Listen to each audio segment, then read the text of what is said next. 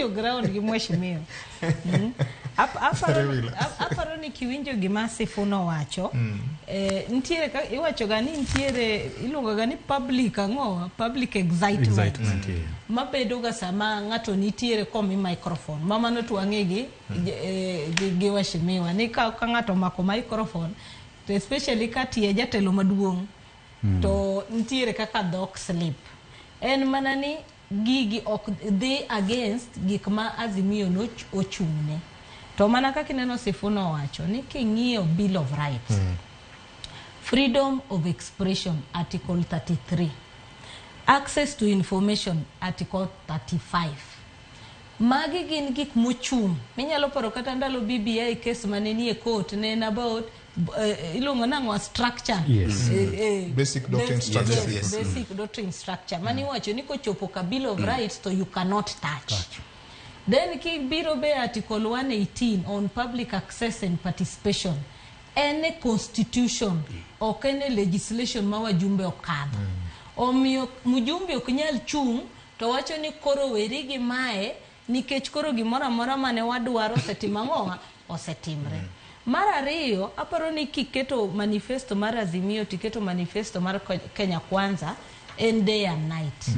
Nitiere gik manyalo bedo intertwine, but ng'ire gi kaka no ketgi.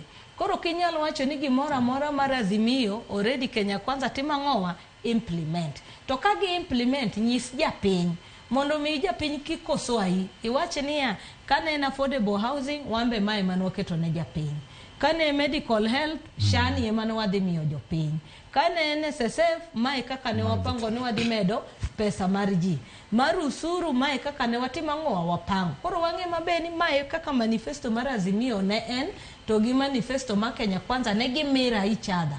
Koro miyo gintiere iye kachacha to implement manifesto mar Azimio ei Kenya Kwanza. But ingeni kiketa general to nitiere kaka then nyaka nche jo broad based donje serikal akeni gin dweche adi. Okapa ni within time no inyalo timo evaluation mi wache ni gimora amora mane udwaro ugo tick box te makoro kama Azimio nitiere gisego tick te ginge gima ne gidwaro.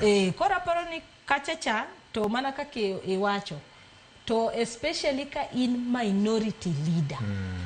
Nikech ing'eni kiwuoyo okiwuo ka jasiasa kende, iwuoyo ka position nikech kata kachacha no miye microphone nikech position motimang'owa ma intiere godo.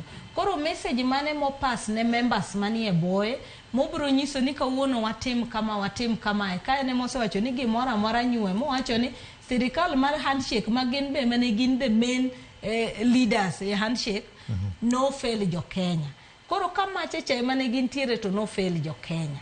Koro mar broad base ni magic mane magidhi kelo koni makoro bro turn around gik manok gitime e handshake. Nikech mane message monyiso wani kane sirikande ni odonjo ne giketo Kenya kamarach kabisa. Koro sani gitimo turn around mar loso Kenya under broad based. Koro magi duoko monego gimi jo Kenya kata ki celebrate kama intiere cha tinyiso ja Kenya ni an kama nantie sirikal cha ntie kaka nodiwa. Koro mae to ntie kaka wafuongre nitiere gik matimo manok watimang'o e sirikand handshake. Erokamano. Senior, goe wiye.